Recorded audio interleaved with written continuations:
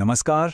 चलिए आज बात करते हैं एक ऐसे रिश्ते की जो पिछले 60 सालों से आप कह सकते हैं एक तरह से सुलग रहा है और आज एक बार फिर पूरी दुनिया की नजरें इसी पर टिकी हैं। तो चलिए सीधा चलते हैं कोल्ड वॉर के उस सबसे खतरनाक मोड़ पर। एक ऐसा पल जिसने अमेरिका और क्यूबा के रिश्ते में एक ऐसी गांठ बांधी जो आज तक खुल नहीं पाई है। अक्टूबर 1962। ये वो 13 दिन थे जब सचमुच पूरी दुनिया ने अपनी सांसें रोक ली थी। वजह, हम सब, पूरी इंसानियत एक न्यूक्लियर वॉर के बिल्कुल कगार पर खड़े थे।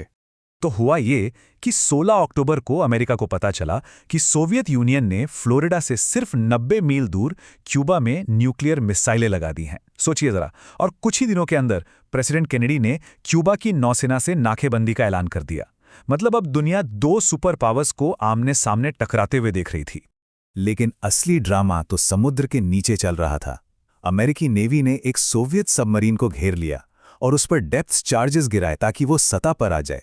अब हुआ ये कि सबमरीन के अंदर जो क्रू था उनका मॉस्को से कांटेक्ट टूट गया और उनको जो ऑर्डर्स मिले थे वो बिल्कुल साफ थे। अगर हमला हो तो ये मान लेना कि जंग छिड़ चुकी है और अपना न्यूक्लियर टॉर्पीडो लॉन्च कर देना। उस सबमरीन में 3 सीनियर ऑफिसर थे। लॉन्च करने के लिए तीनों की सहमति चाहिए थी। 2 तो तैयार हो गए, बस एक और हाँ की देर थी और दुनिया खत्म।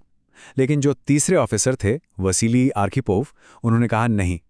बस उनका वो एक नहीं था जिसने अकेले ही उस दिन दुनिया को एक महाविनाश से बचा लिया।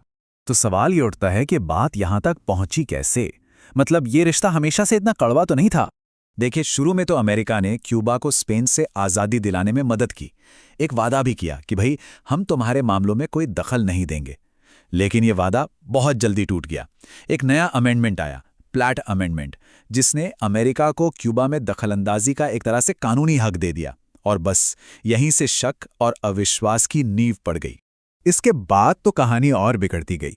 अमेरिका के सपोर्ट से एक तानाशाह आया, बतिस्ता।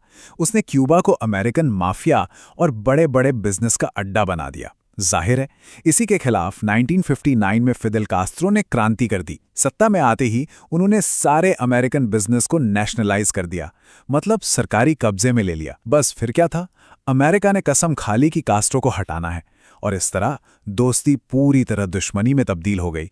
और इसी दुश्मनी से शुरू हुआ इतिहास का शायद सबसे लंबा और सबसे पर्सनल एक सीक्रेट ऑपरेशन। CIA ने लॉन्च किया ऑपरेशन मंगूस। ये दशकों तक चला, एक ऐसा कैंपेन जिसका सिर्फ और सिर्फ एक मकसद था, फिदेल कास्ट्रो को रास्ते से हटाना, किसी भी कीमत पर। और इसके लिए जो तरीके अपनाए गए वो तो बस हैरान करने वाले थे। मतलब नॉर्मल हमलों से लेकर ऐसी ऐसी अजीब साजिशें रची गईं जो किसी जेम्स बॉन्ड की फिल्म से कम नहीं थीं। जैसे जहर वाले सिगार या फिर पानी में पहनने वाले सूट में जहर। पर कमाल देखिए, कास्ट्रो हर एक हमले से बच निकले। तो असल बात यह है कि अमेरिका ने चाहे कितनी भी कोशिशें कर ली, फिदेल कास्ट्रो लगभग 50 सालों तक सत्ता में बने रहे। और जैसे जैसे वक्त बीता, दोनों देशों के बीच की ये कड़वाहट और भी गहरी होती चली गई। और यही लंबा कड़वा इतिहास हमें सीधे उस भयानक संकट तक ले आता है जिसका सामना आज क्यूबा के लोग कर रहे हैं। इस समय की हकीकत यह है कि क्यूबा का पूरा द्वीप अंधेरे में डूबा हुआ है। एक देशव्यापी ब्लैकआउट, वहां का जो एनर्जी ग्रिड है वो पूरी तरह से कोलैप्स हो चुका है। अब ऐसा हुआ क्यों?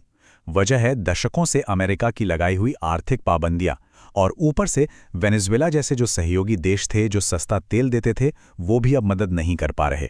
असर यह हुआ है कि देश के पावर प्लांट चलाने के लिए फ्यूल ही नहीं है। नतीजा, एक भयानक मानवीय त्रासदी जहां आम लोगों की जिंदगी सचमुच थमसी गई है। और यही से हम वापस आज के दौर में आते हैं, जहां 1962 के उस संकट की परछाई इतनी बड़ी हो गई है कि उसे इग्नोर करना लगभग नामुमकिन है। और जब आप इन दोनों हालात को एक साथ रखकर देखते हैं ना, तो समानताएं बिल्कुल साफ नजर आती हैं।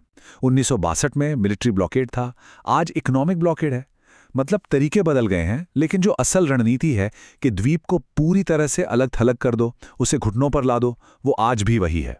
तो इस घने अंधेरे के बीच क्यूबा ने अपने पुराने साथी रूस से मदद की गुहार लगाई और रूस ने अटलांटिक के पार एक तेल टैंकर की शक्ल में ये मदद भेज भी दी है।